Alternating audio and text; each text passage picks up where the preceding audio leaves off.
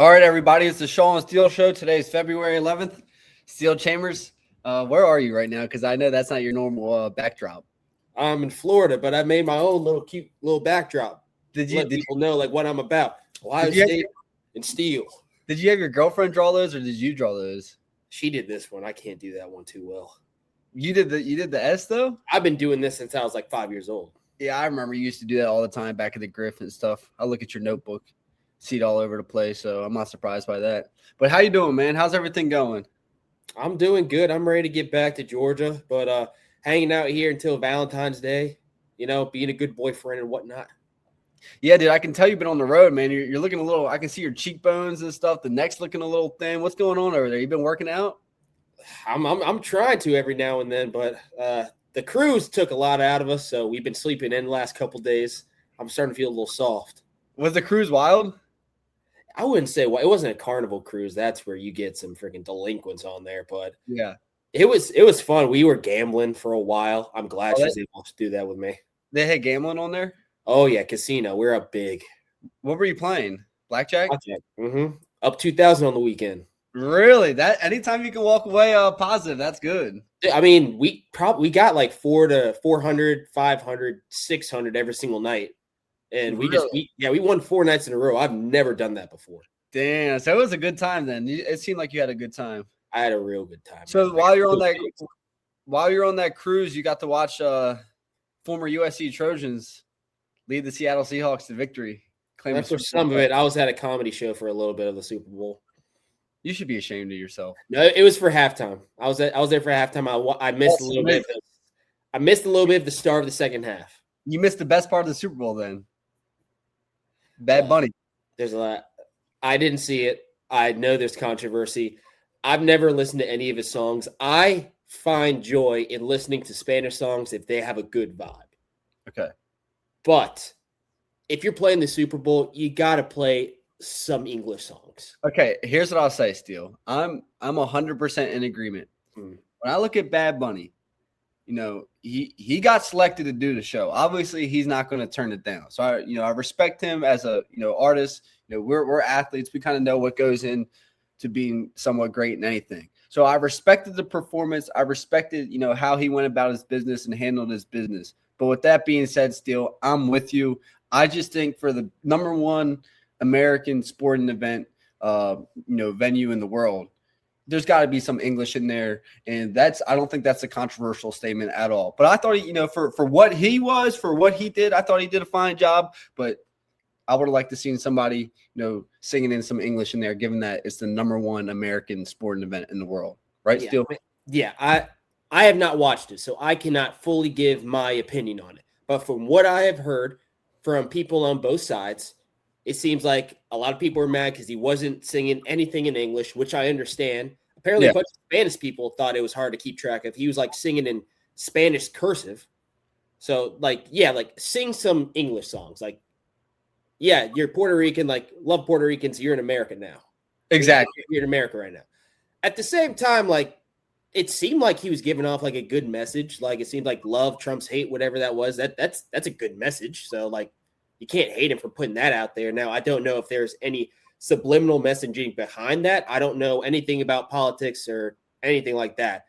But overall, it seemed like a good chunk of people liked it. A good chunk of people didn't like it. So what? Next time, just have Chris Stapleton up there. No issues whatsoever. Hey, I will say, Steele, no, I'm with you. I will say the national anthem, but the flyby, that was top tier. I didn't get to see that. So you didn't watch nothing? I watched somewhere around 13 minutes in the first quarter. We had a designated dinner we had to go to for my steak. So got the steak. I was able to watch once around that 13-minute mark. I missed the halftime show, a couple minutes of the second half, then I was good. I watched 58 minutes of the game. Okay, well, that's fine. In the few minutes you missed, you probably didn't miss anything because it was an ass whooping. But yeah, that flyby. Have you seen the replay of the flyby or the national anthem? I've seen the camera angles they were using for it. It looked legit. I would do yourself after this. I would watch. Was it? It was Charlie Puth, right? Yeah, he did it. He did a great job. And then the camera angle. Apparently, the guy was like, I didn't. The camera. They interviewed the camera guy. That's how you know you got a good shot when you're getting. It was good. Now, were we with each other whenever Chris Stapleton had his national anthem? I don't think so. I don't remember that. I might have been. I think I was with Kate or something. But I remember almost shedding a tear off that one that he sang. Yeah, I don't. My memory's terrible, so I wouldn't remember. So do you at least remember it? No, I don't remember it at all. Okay, I was gonna try to have you like compare the two because that's the best national anthem I've ever heard. Was Stapleton a Super Bowl? Yeah, probably like 4 or 5 years ago, maybe. All right, so after we're done with this, you go watch Charlie Booth, and I'll go watch Stapleton's. And the next time we hop on here, we'll talk about it. But anyway, that cameraman, I guess he does the NASCAR and the Indy races, and he says he always does that shot. So it was just like another normal day for him. But his juice is going a little bit, huh? His juice is going a little bit. Oh yeah, dude, B-1 bombers and jets flying by. I would have been ready to run through a brick wall. That always bothered me, Steele, in college football, how we were never out on the field for the national anthem. That always really bothered me. We were at Ohio State. Were we? Mm-hmm. I had my same spot every single time. We were out there for a lot of games, actually. Dang, dude. My brain might be maybe that changed a little later, but I specifically remember being in the shoe, like doing the national anthem almost every single time. I don't remember it at all. And I swear I would remember that. I know we didn't do it at USC, which really bothered me. Now, a couple of big games, I don't think we did it for the Rose Bowl. No, we didn't do it for the Rose Bowl. I don't think we did it we had to have done it for the playoffs and stuff. Let me turn this off. We've had to have done it for the playoffs. I don't know. I remember we didn't do it for the Rose Bowl because we weren't on the field for the flyover, and that pissed me off very much. Oh yeah, with the B-2 bomber. Yeah, we heard him go overhead, but we didn't get to see him. Yeah, and that's like the staple of the Rose Bowl. Yeah, that pissed me off too. I remember being excited about that. Mm-hmm. But yeah, great national anthem. I guess somewhat of a good halftime show. I don't know. And then the game. It was cool to see the defense work for Seattle, like cover 2, high shell, like able to stop the run and everything, all those blitzes, fun, but not a very fun game to watch overall. No, well, that's what I was saying. If you picked a good Super Bowl to go on a cruise during, this was the perfect that one. I was saying that like at the end of the second quarter, like this is, thank God I'm on a cruise for this. And still, we talked about it a little bit. A lot of people talked about it. It just didn't have that buzz, that pop to it. Even when it got started, it felt like a normal game going on, and it was just domination by the Seahawks. And what do you think about Drake May? Are you sold on Drake May moving forward? Or it's just. Did you see the video of God, who was it? I think it was Thomas. It was one of the safeties who had come to the sideline after a play. He was talking about how as soon as he hit his back foot, took like a second, made sure the guy was open, he was throwing it. So like he's making the same reads every single time. Yeah. And like the back end was picking up on it, ended up with a pick afterwards.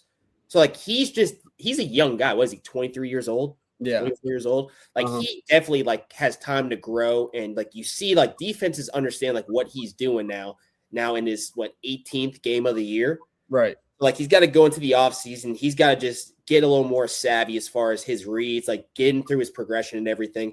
He's going to be fine. Like he had a great year. He was second in the MVP voting. So I have all the trust in him. Yeah, and kind of as a safety, what Love was saying is as soon as he's hitting his back foot, so he's taking that drop, as soon as he's hitting his back foot, we're always taught as safeties, wherever he's looking once he hits that back foot, that's probably where he's going. And he was saying not only is he hitting his back foot and looking where he's going, but he's hesitating a little bit to confirm the guy's open. So that's what really costed Drake May on that interception and throughout the game. And then he compared him to Matthew Stafford, which I saw a lot of casuals who were like, oh, he threw shade at Matthew Stafford, which was not the case at all. It's the exact opposite. Yeah, it was the exact opposite. He was saying that when Matthew Stafford hits his back foot, he can be looking 40 yards to the right and throw a dime, to the left. So it's hard as a safety to pick up on that. And last thing about that, Steele, is one of my coaches, Taylor Mays, who's a legend at USC, played in the NFL for a while. He said that I would always ask questions. And he said the hardest quarterback to ever pick up a read against in zone coverage was Aaron Rodgers. He said Aaron Rodgers would hit his back foot. One, he has a super quick release, and two, he'll be looking all over the place. Like he said, it was unbelievable. So just interesting as a safety. I really enjoyed that conversation.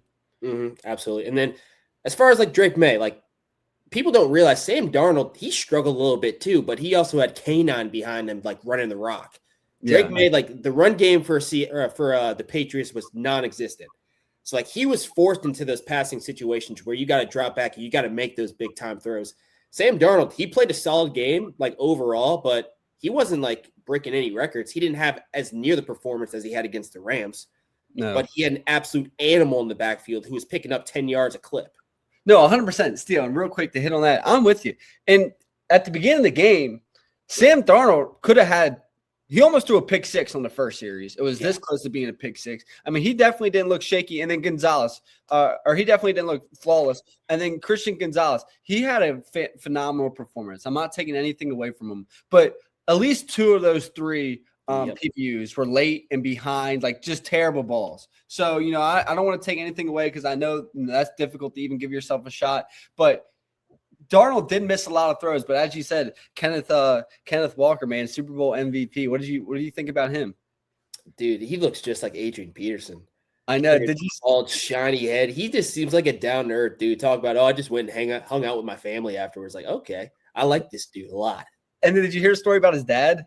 No, what his dad said? He was saying, well, you know, yeah, this was actually my dad's first time ever coming to my game because I guess he gets nervous in crowds or something. He was like, he can't be in crowds. So he always comes out to Seattle and always comes out to wherever I'm playing, but he just watches it from the hotel room. This was his first game pulling up and we won the Super Bowl. So it just seems like a, you know, down to earth kind of great family he's got going over there. Yeah, seems like the Seattle guys are cool. Sam Darnold, he seemed chill. I mean, like they legitimately went to Disney World afterwards. I feel like they always say like, oh, after the Super Bowl, what are you going to do? I'm going to go to Disney. It seems like no one does that nowadays. Maybe they do, but it's never like put on social media. This time you see the Super Bowl winning running back and quarterback in a teacup together riding around. Like that's nice to see. I like seeing that. That's you're right. All right, so I got a question for you. Man, Devin Witherspoon, phenomenal performance. Mm-hmm. How much of that was, you know, him being a great player, great athlete, and how much of that was being, you know, Mike Macdonald putting him in some phenomenal situations? Not to take away from either of them, but I'd go like 70-30 Mike Macdonald. Yeah, Macdonald. Now once he got there, he's got to execute, and he was putting some nice moves on those linemen and stuff. But Mike Macdonald was dialing that stuff. What was it? I think it's called like a smack blitz, whatever it is. Mike and Sam. Yeah, Mike and Sam, Mike and Nickel, whatever you want to call it. And he ran that. It seemed like 4 or 5 times. Yeah. And even whenever he didn't get home, it was at least a pressure. Like he was destroying them with that blitz. And I mean, he was like Witherspoon. He was timing it up well. Like he was able to get past linemen whenever they were on him. So, like, of course, like all credit goes to him. He had a fantastic game overall, but you got to give respect to Mike Macdonald and what he did calling that game. Like, it was unbelievable. Okay, Steele, my last question for this game. I'm not, you know, put yourself in the position of being on the New England Patriots defense because you're going out there, you're doing pretty well, you're keeping your team in the game, and your offense just isn't finding anything. What's the communication like on the sideline when your offense has had a couple 3-and-outs, couple turnovers? What does it look like on that sideline for the New England Patriots defense? Well, we had this same kind of situation pop up with the Missouri game where like a defense is busting their tails, 3-and-outs every single drive, but the offense they're almost moving backwards at times. As a defense, you just need to communicate like, okay, like we need to put this game in our hands. I think Chris Collinsworth said something about it. They need to create and generate a big-time play and give their offense a shorter field. So that's definitely what was going on, like talking-wise through the Patriots defense. But as well as they played, they never had that big play to really help their team out. So sooner or later, the dam just kind of broke. You saw the Seattle Seahawks just start to gain a little momentum, win the battle of field position. And overall, like they played fantastic, but sooner or later, if your offense isn't going to help you, your defense has to make a play. They didn't. Seattle Seahawks took advantage, and they won this game pretty handily. Oh, yeah. Mike Macdonald, what do you think about him as a head coach? Obviously, he just won the Super Bowl, but like personality-wise, you're pretty good at reading personalities. What do you think about him? I like him a lot. I do too. Now, a bunch of people came after him, I think like a month ago. He had this interview where he said he only sees his kid like 30 minutes a week. Yeah. And like it's a newborn baby. Like he just had this child and he's rarely seeing this kid. So my guess is he is in that film room absolutely grinding. Oh yeah. So like, and of course, like we have experience with him. He was calling the defense for Michigan whenever we played him back in the day. So and then he's with the Ravens. too. Exactly. So like he has a long history of just calling phenomenal defenses, and now people are just now recognizing like his defensive savviness in his mind. Like he's been doing this for a long time, and whenever he's put on the biggest stage, like in the Super Bowl, he probably has his most well-coached game, like as a defensive coordinator, head coach, whatever he is. So I'm just glad people are finally seeing just the mastermind that he is. Still, you saw where his journey got started at, right? Where? University of Georgia. Let me tell you. He's from Roswell. He's like 15 minutes away from me. Well, let me tell you about the story if you don't know it. So apparently, he was going to go be a finance bro. He's all in on being a finance bro, but he loved football, wanted to coach, and he was in, I think, a Starbucks, some coffee shop or something, and he ran into one of the coaches, got to talking to him, and the next thing you know, he became an intern at or like a GA at the University of Georgia, and now look, just won a Super Bowl. Life's crazy. It's Georgia power right there. Centennial High School, that's like 10 minutes away from where I used to live back in high school. They got good athletes? No. They don't Centennial High School, that's not a very good high school. But the area around it, like Roswell area, they've got some bros out there. What was your high school again? Blessed Trinity Catholic High School. What was Harry's high school? Buford. Did you guys play them? No, Buford was legit. They would have beat you guys? I think we had a scrappy bunch. But I mean, we had 8 guys playing both ways. At their big school, they had guys only playing one way, so they would have probably gotten to us by the fourth quarter. They probably win that game. They would have wore you guys down. Yeah, probably. All right, Steele. Anything else with the Super Bowl? No, man. I mean, gee whiz. Football's done. I don't really know like what to do without it. Like I got Survivor, I guess, but it's not the same. We'll figure. Well, I got something for you. Give it. Did you watch? Do you remember watching the Four Nations hockey? Yes. Well, all the pros are playing in the Olympics this year. They're playing Has hockey started in the Olympics? The women's just beat the Canada 5-0, but the men's start play today. Or the 12th maybe. They start play the 12th, but they don't play Canada or any of the big ones. They play like Germany and two other countries, and then they get the playoffs start the 16th. So that's when the 16th or the 17th. So that's when you really got to lock in because they'll play Canada. So see, how they all stay in the Olympic Village? They all stay in the Olympic Village? Yeah, it gets nasty. Team Canada, I want your opinions on this. Okay. The softest shit. Team Canada said they're not staying there no more, and they took their men's hockey team, moved out. This is the hockey team. Moved out of the Olympic Village and moved into a 5-star hotel because they think it gives them the best shot of being well-rested and winning a gold medal. But I believe our boys are staying in that village. Yeah. God. Now, my dad has some horror stories back then because he was in the Olympics for, God, what the hell was it? For a shot put. Yeah. And he said just the genetic freaks you meet in that village is otherworldly. Oh, and, I can only imagine. And everyone is on demon timing. Like he said, he had a shot putter woman come up to him, almost the exact same size as him. And my dad, like he was like 240 rocked up. Yeah. And he's eye to eye with this woman. And apparently he said that she picked him up by his shoulders and started walking him out the door to do whatever. And his boys came over and finally helped him out, like got him away from her. And that's his one story that he'll tell from the village. But apparently that place gets down. Oh, it looks like it. Those guys are doing those videos. I mean, Canada, come on, that's part of the culture. Like have a little fun in the village. Of course, you want to win. Like I almost can't fault him for that. Like you're doing it because you want to win, but don't be weird about it. You're being nerds. Yeah, they're being weird. They're being weird. Our boys are gonna roll right out of that Olympic Village and put a beating on them. So that there's something to watch. And then we'll both be picking up our stuff in spring and summer. We'll be busy. I report in a week. Do you really? Yeah, I thought I was going to be reporting like February 28th or so. I report February 17th, February 18th. And then it's the season then. Then you're into it. I mean, you got camp, but we'll have like a week kind of like getting used to everything and then about 2 weeks of camp and then we're into it. Damn, bro, that came quick. It came really quick. The hold on, don't tell me. The Louisville, what's the team name? Kings.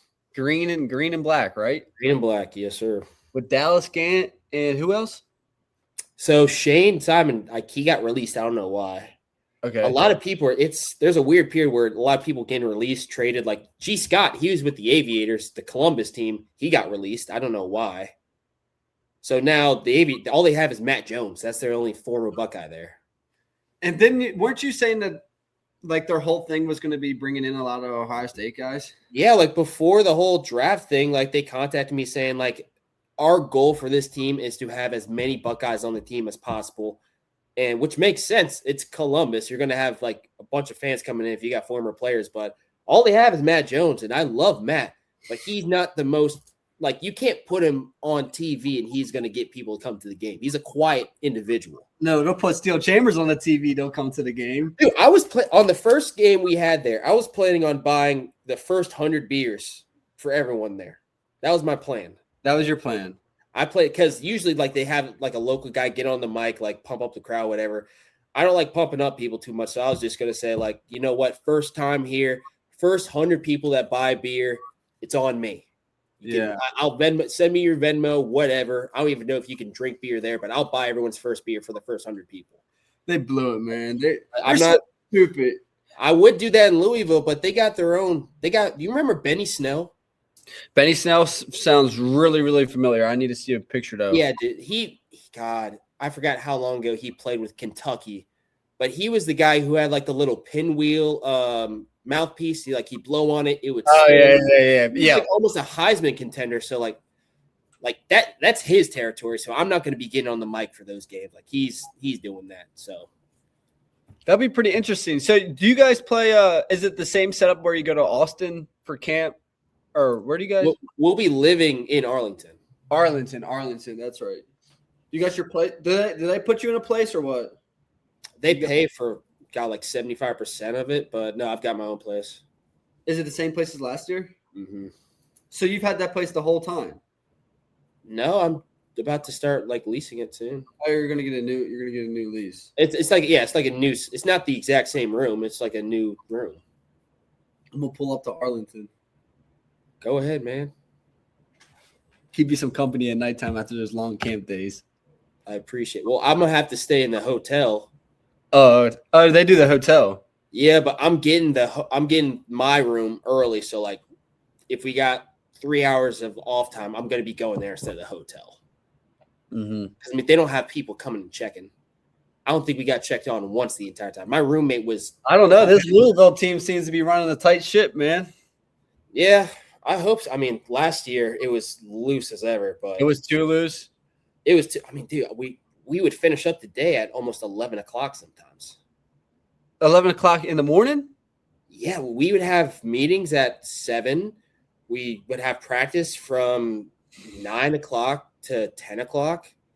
And some days we'd have a lift. Some days we'd come in for like an extra 30, 45 minutes of film. And a bunch of times they just say, no, like, you got the day, like you're good.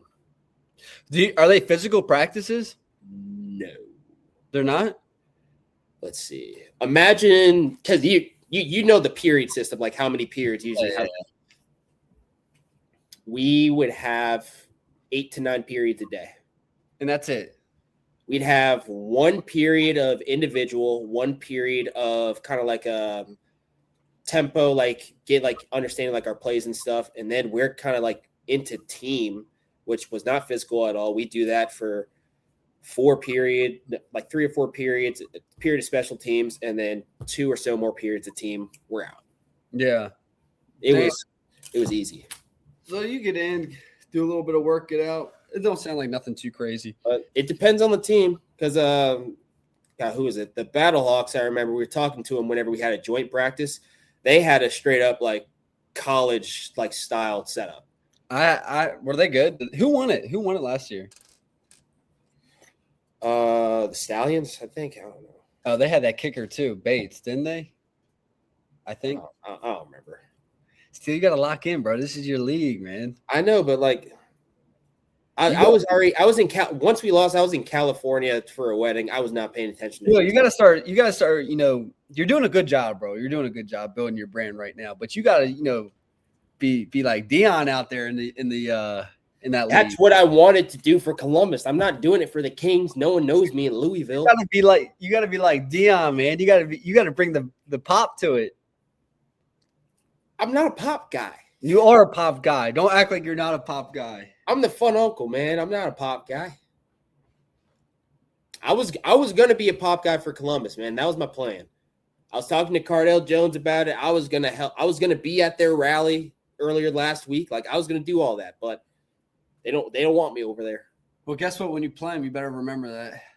Playing the last game of the year. Okay, that'll be the only game I'll watch. Yeah, our schedule is weird. How? We're playing teams back to back. Like, is it? And it's what is it every Sundays or every? We can play on Thursday, Friday, Saturday, Sunday. Oh, it's all over the place. There's 1 week where we have like a 4-day short week. There's another week where we have a 10-day long week. Wow. So it's all over the place. Yeah, and then like week 2, we played the Orlando Storm. Week 3, we played the Orlando Storm. So we're gonna play them. We're gonna come back. We're gonna play them again. All right, man. I better see you out there flying around making plays. You got something to live up to now. You're leading the league in tackles for like 11 weeks last year. Yeah, that was while I was fat. Yeah, now you're going to be even better. Yeah. You should. What about you? You guys are playing in Columbus. Yeah, we're playing in Columbus. We play in the summer though. All my stuff's in the dead of the summer. That was like August, I think I saw. Yeah, August 15th is I think it's the last. No, August 15th is the last one in at Harvard. August, the week before, is in Columbus. You can pull up that one. That's the one thing I'm happy about in the spring. We're not gonna have really too many crazy hot games. Like, dude, I was watching because obviously I've been having to get myself familiar with the league. Man, there was one weekend last year where the guys' cleats and their sticks were melting. Like, I'm gonna be dying out there. You're gonna be in the heat of it. I know, it's peak summer. It's gonna feel like fall camp. I know, but the good thing is it's all games pretty much. Not a whole lot of practice in all games. We have a little team get together February 28th in Philly. I'm going to it. A little team get together. Yeah, just meet some camaraderie building. I'm curious, like, how old are these fellas going to be? I'm curious, like, they're pretty old. They're like, we got guys like 34 on the team, 35. We got some of them look like hockey players, and one of the guys got a big beard, captain of the team, missing a front tooth, getting in a fight or something. I've never understood, like, you got, like, given the fact you have big metal sticks and you're just smacking each other with them, I feel like you guys do not have enough material on you to protect. Oh, no. Yeah, it's a great sport. It's physical. So yeah, February 28th we got that, and then March is I'll get back to my routine, and then April 21st is fall or summer camp, I guess they call it. April 21st. Are you gonna have it in Boston? No, it's in Utah. Utah? I want to be dying in Utah. The Boston team, is it one of those things where all the teams are there? Yeah, it's like it's similar to what you guys do, but it's like every week you go to a different city. During camp? So like all the teams, no. The whole camp is in Utah. So but for the game weeks, let's say the first game's in Atlanta, like the first game's in Atlanta. All the teams, so it's Friday, Saturday, Sunday are the games. All the teams are in Atlanta for the week. Oh, so you get a tour. It's like a tour. So all the teams are traveling to one spot, and then you just kind of rotate who you're playing at each time. Yes, I like it like that. Yes, and it's like an event. Since they're like still trying to build the game, it's like they'll have a concert, they'll have like music, and like make it a big festival type thing for each of these cities. So it's like that because then you can just go and watch like 4 or 5 games. Exactly. So it's like how they get the most people there. It's fun. It's going to be a fun setup. You got to pull up to the one in Columbus for sure. Absolutely. I think that's what the Savannah Bananas, whatever they are, do. I'll make sure to rage bait all the Ohio State fans right before that game. Oh, dude, why? Why? I'll have an enemy. You're playing with fire, man. I'm gonna need security for that game. Your team's going to be so confused why you're getting. It's gonna be a great time, bro. It's gonna be a great time. I mean, you can do what you want, man. Oh, I'm going to. We're gonna come on here. Are we still gonna be able to do our show together, man? I think so. Yeah, it'll probably just be like later in the day every day. Yeah, that's fine. It'll probably be. It honestly will probably be easy. We're going to be right around the same time. I'll be an hour back from you, I think. Yeah. Actually, while you're in Utah, we'll be somewhat close to the same time too. I don't know. It'll be close. You'll be able to. Well, I guess Steele's on his. Or I guess Cade's on his farm. Where'd you get Cade from? Well, I was thinking about Houston. You'd be close to him, but he's probably in Ohio. Yeah, he'll be in Ohio, man. Have you heard from him? Yeah. Is he on his farm grinding away? Yeah, man. The cows broke out the other day. Oh goodness gracious! I gotta hit him. You showed me a picture of a what's it called? He had like that little ring camera. And like he saw like a bunch of cows out in the front yard. And they just broke out. I guess so, yeah. He needs you there to be the wrangler. Dude, I can wrangle some cattle. I know you could. But probably not. No, not those cows. Remember, they were racist towards me. Oh, they were. They went. Yeah, I think he made all of us stand like behind this like wall so they couldn't see us. But it was me especially. Once they got a side of me, they started running for the hills. Yeah, they took off, man. They took off, and that was a good time. Looks like we won't be able to do it this 4th of July though. Why not? I'll be playing. Well, I mean, we're still gonna do it. Maybe I'll skip the game and pull up. We're dang it. Well, I was gonna count on you to bring her in. Are you bringing your lady this time? Mm-hmm. Well, we'll see. I think it's there could be a bye week. I think it might be a bye week for everybody. So we'll see. I mean, if they don't give you 4th of July off, that's just unpatriotic, and they should cancel that whole league. No, they might give us 4th of July off. So if they give us 4th of July off, I'll make sure to bring Corinne. There we go. All right, brother. Anything else? No. God, we're just talking about random stuff now. We got no ball to talk over. No ball. How would you rate the NFL season 1 out of 10? I was so focused on college this year, if I'm going to be honest. College was good. College was at least an 8.5. There were a couple really good weeks. I'd say probably like a 7 out of 10. For NFL? Yeah, playoffs got a big boost. The Super Bowl took it down a little bit. The Super Bowl took it down. Playoffs in general were really fun. The playoffs were good. Playoffs for college are good too. The regular still doing the 2 automatic for college. Are they still doing the 2 group of 5 or the group of 5 qualifier? The 1. I don't know why I can't think of this now. I know it's just a straight Power 4 now. Okay, good. So the way it was set up last year, Kentucky would have gotten in. Not Kentucky, God. Duke would have gotten in. Okay, yeah, that's right. That's right, because they won the ACC or whatever. I gotta look at I haven't looked at those rules in a while, but I gotta look at those. I know the Power 4 is in. Notre Dame. I think it's this year. Notre Dame gets in if they're top 12. Yeah, which is stupid. I'm gonna guess. I think it's the group of 5 because North Dakota State just moved up into the Mountain West, and they're trying to like bring it to court that they can automatically get in the playoffs like as a Mountain West team. So I think they're only doing that to like make a push to be in the playoff. There's a bunch of that's right. North Dakota State. I'm glad North Dakota State is in the Mountain West. I don't know, dude. Like they've found their niche in the FCS. Yeah. I don't know if you try to go to the Mountain West and like compete. Like I don't think they're going to be able to. It's only a 1-year deal. So if they don't do good, they're going to get sent straight back down. Well, that's a pretty good setup because then they can find out Mountain West. I mean, they'll get killed by Boise State schools like that, I feel like. Yeah, I mean, if there's a world where they move to the Mountain West, somehow they pull it off and they are in the playoffs, like, come on. What are we doing? No, 100%. Like, they're a cool story. It's cool to watch their championship off to the side, but to put them up with the big dogs? Nah, they can't be up there with the big dogs, man. Not with the big dogs. Not with the big dogs, bro. No, not with the big dogs. We got to start talking more. Hopefully more news comes out about the whole playoffs thing because I want to get more into that. Oh yeah, we'll make sure we'll start a group chat still, and we'll send stuff like you guys do. That's a good idea that you told me.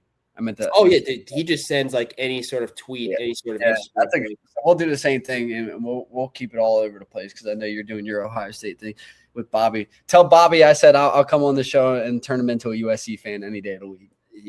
Good luck with that, dude. Was he taking it serious? Was he taking it serious? God, he was getting after y'all. Just talk about like attendance and stuff. Was he was mad? No, he wasn't mad. He's like, what? Like USC's USC.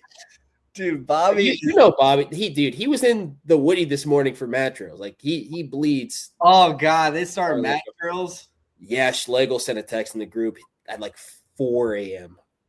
In your guys' group? Yeah, I don't know why he's still in it because like I replaced him on the show, but like every now and then he'll send some. And 4 a.m. I wake up to a text.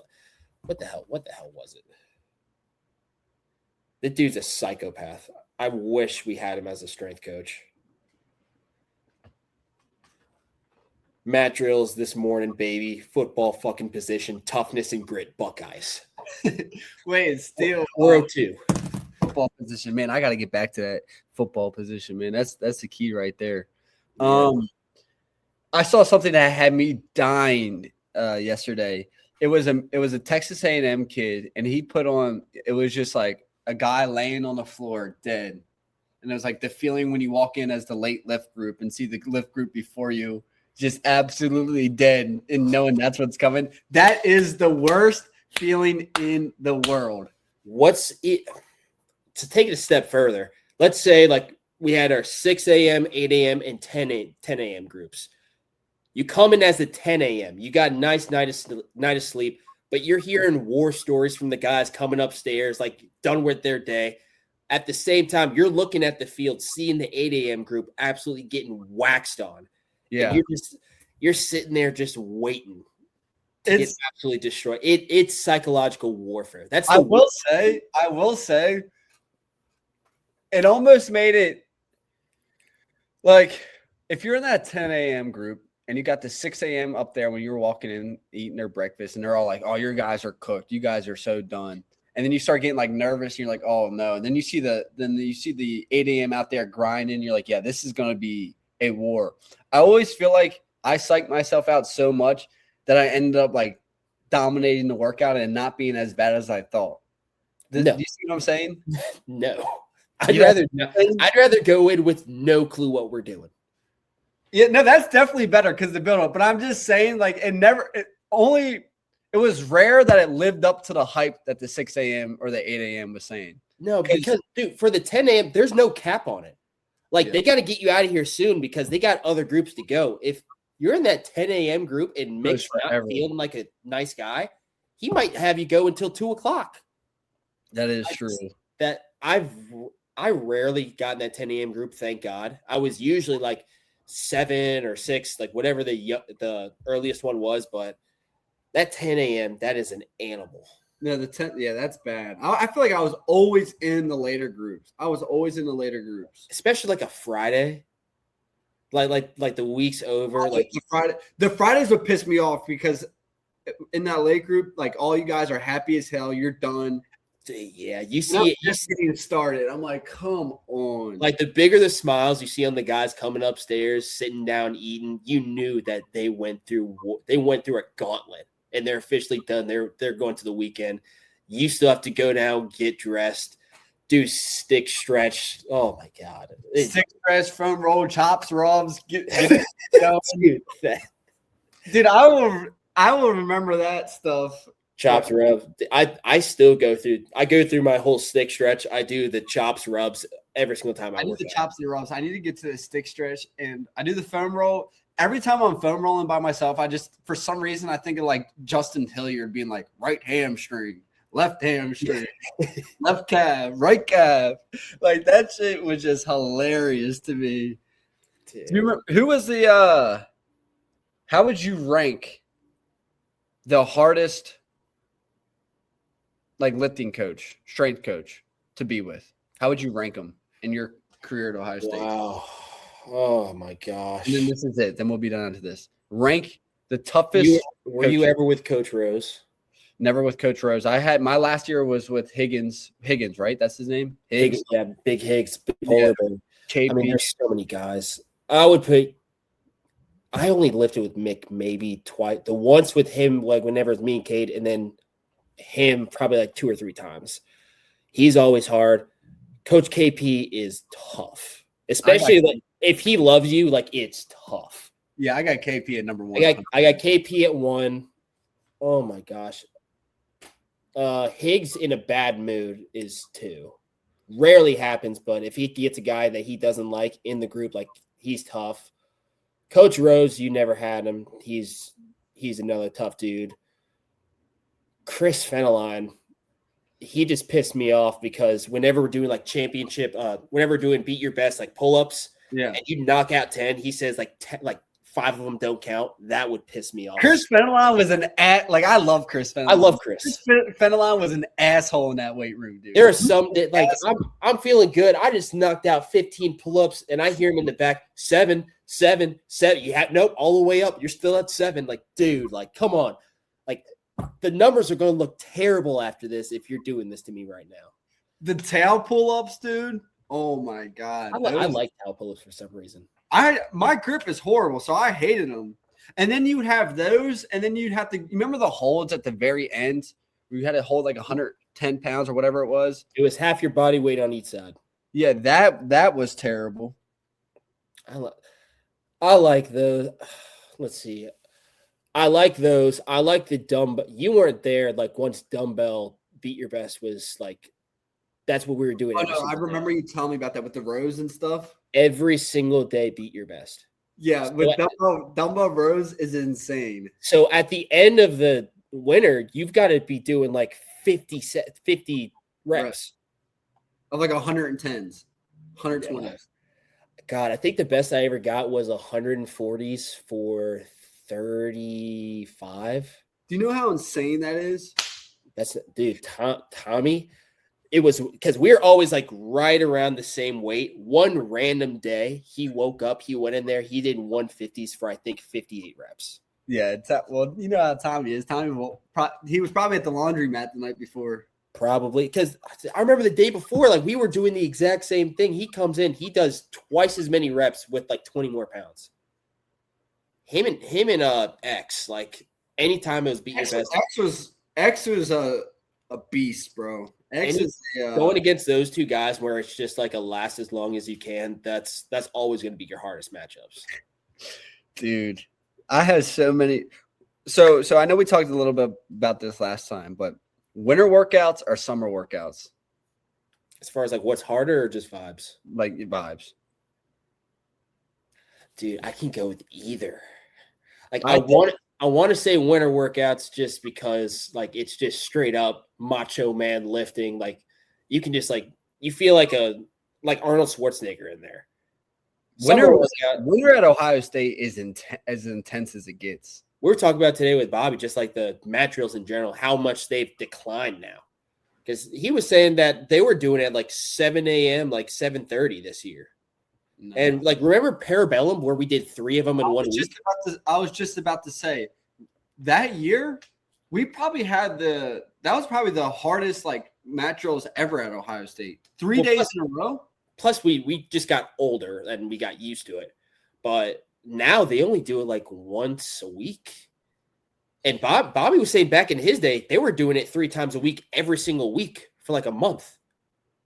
Yeah, that's insane. Bobby was there with how old was Bobby? He was there with AJ Hawk, and Laurinaitis was a freshman whenever he was a senior. So he had Tressel? Yes. Did he like Tressel? You got to ask him. You got to ask him for me. Dude, you guys got to get Tressel on the show. I don't know, man. He's the governor now. We almost had him. Dude, we almost had him. If we almost had him, Big Play Columbus can get him. Hey, did he not? Like, did his assistant responded, said that he was booked out through the year. And then I responded back to that, and she never responded. For the year? I mean, that sounds crazy, but considering he is the governor, that does make sense. Yeah, no, it definitely makes sense. It 100% makes sense. But, yeah, I mean, he's got all types of things going on. But, yeah, I would say winter was more intense. Actually, I don't know. Them team runs were stressful, especially the team runs sucked. Team runs were the cone. We always thought the cone stuff was harder than mat drills. Remember? What cone stuff? Like God, I forget what we called it. It was like stations. You talking about like when we randomly do stations in the summer? Yes. Stations were brutal. We kind of stopped doing those a lot of times. We didn't do too many stations. Oh, you guys didn't do them as much? I mean, we had some of them, but I remember a couple times in the summer where we had like those outdoor stations where it was like star drill, ladder drill, star drill. That was the one. That's the one where you have to it was like God. You like start in the middle, go start in the center cone. You got to go to like front left, front right, back left, back right, back to the center, and then like sprint forward. And it's usually competition. That was brutal. I wish I could fly out to Georgia right now and set up stations and just compete against you and whoop you in every single one. Dude, I'm good in the short. All that star drill stuff, that's me. That's you? I'm good with that. Yeah. That's linebacker right there, I feel like. Yeah. Did you God, who did you usually go up against in winter workouts for tire drills and tug of war? Dude, I would go against Jameson all the time. Williams. They always put me up against JMO. And then who did I go against after that? Jameson my freshman year. I still have the video of our metro. And then who would I get? Oh, that's what I was going to ask you. Did you ever get called out in the middle at the end? Mm-hmm. Against who? Cody. You got drugged? No, that was first of all. I remember second year. You were talking shit to me. I went out there and I whooped Cody's ass because you were specifically talking to me whenever I was going up against him. You pissed me off. Okay, I remember because the only time I got called out in the middle was against Jameson. We had a fierce battle, and ours might have gone. Like again, I was in there, so I don't know. I remember one of our boys, one of us in the house got dragged bad. Maybe it was, it could have been Cade. I think it might have been Cade against Kermonte. Yes, I think Kermonte. Or that might have been like the bull the ring thing we did in fall practice, because I remember I got destroyed by Craig. Oh, I think that's what I'm thinking. It was the first practice. It was the first time in pads in college, and I got absolutely destroyed. What were you thinking about after that?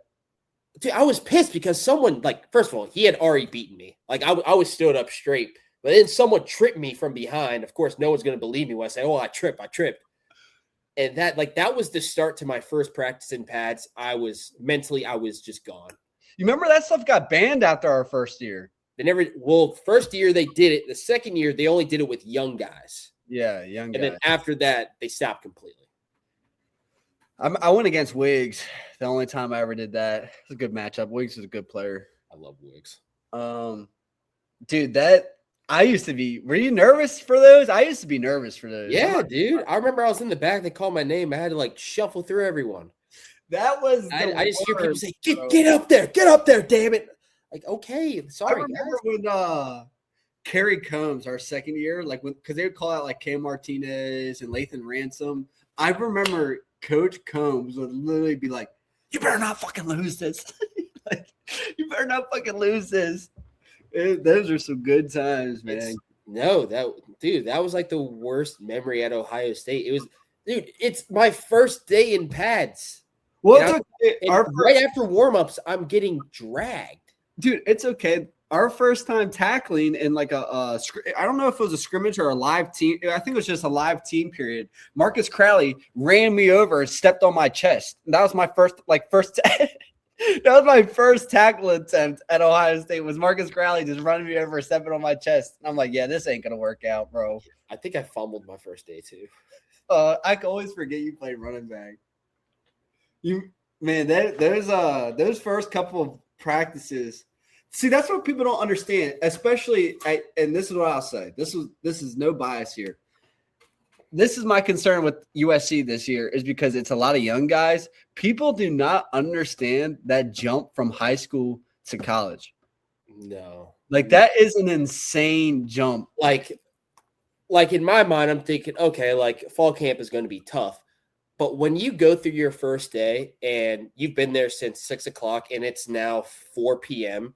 and you're thinking, okay, like we're going to leave soon, but you still have 3 more meetings and then on-field walkthroughs and you're not out of there till 9, you're going to want to cry. Your very first day. That attention span gets cooked too. Oh my God. Getting to the hotel that first night at 9:30, realizing you have to be up in 7 hours. Like I literally wanted to curl up in a ball and cry. Yeah, you had a tough year off the field that year too. You were in the trenches that year, brother. Yeah, that was bad. That was a tough freshman year for you, man. The freshman year sucked. What was your favorite year? Oh my God, dude, I can't even. Part of me wants to go our bar house year, just because like it was the first year where everyone in the house, not everyone in the house, but like I was at least starting to play. Like we were all like hanging out 24/7. But then our 4th year, whenever we moved over to our little house on Old Tangi, that was a really with the 2 dogs and everything. Yeah, we were cooking out on Mondays. Like that was a fun time. No, yeah, it was one of those 2 years. No, dude, man, it was the Griff off season. I think that might be undefeated. That Griff summer COVID. I mean, it was all good, man. It was really. I enjoyed freshman year. I really liked being on scout team. I hated it. I really like messing around. You know, it wasn't too stressful. I mean, it was stressful. Like after you got through camp and everything, and through the workouts, it was stressful. I would say the most stressed I ever was going into like trying to like legitimately compete for a starting job like that off season. Oh God, because that was my second year. That's whenever they brought on Trey Sermon. Yeah, and technically, like, I was the starter going into that second year because Master had just torn his Achilles. Marcus was injured, so like I was the guy. Yeah, and then they brought Trey Sermon on. Master was able to fix his Achilles in 3 months, which is utterly absurd. Yeah. And I get COVID. So I thought I was going to be like one of like the main guys. And then I'm dropping down all the way to the 4th spot. And that's whenever like we came back from the national championship, I started looking at transferring and stuff. Decided not to do it. Oof. Let me ask you this. Because you played both. You played offense and you played defense in college. Which, like, honestly, if you could go back, what side of the ball do you think is like if a kid was getting recruited to play offense, kid was getting recruited to play defense, like a 2-way player, what would you tell him to do? I would say trust people that you trust. Like, I don't know how to explain this, but like my dad and a bunch of other people, like one of my buddies, Jack Milani, who knows football a lot, they never told me because they knew how much I loved being a running back. But once I made the change, they came up to me and said, like, dude, like you should have done this a while ago. Like you were a better linebacker than you were a running back, but we knew like how much you loved it there. So like didn't want to say anything. So if you're kind of in the middle being a 2-way guy, get the people that you trust and like legitimately like listen to their feedback, like which side of the ball are you better at? Because if I made that move earlier, maybe like stuff would have panned out a little better, but I enjoyed my time at running back as hard as it was. Pass pro. Freaking pass. That was the downfall of me, man. Pass pro freshman year, you had Daniel Browning, Malik Harrison. Dude, I was an I formation guy. I'd never blocked in my life. And first day, I got to go block Baron Browning. Are you serious? Yeah, you're going to put Chase Young at linebacker and have me block him? No. All right, Steele. I think this is it, man. I'm writing down some times for some of these clips. All right. That was a good one, man. I enjoyed that. That was good, man. Hey, we got a lot of stuff outside the Super Bowl. I mean, thank God. Like, we're gonna need to come up with more stuff. We hit a flow state there about 20 something minutes. I forgot we were on video, man. I know. Me too, bro. All right. Well, I'll see you next week, I guess. I'll see you when I see you, man. All right. Are you gonna have a? Never mind. Bye.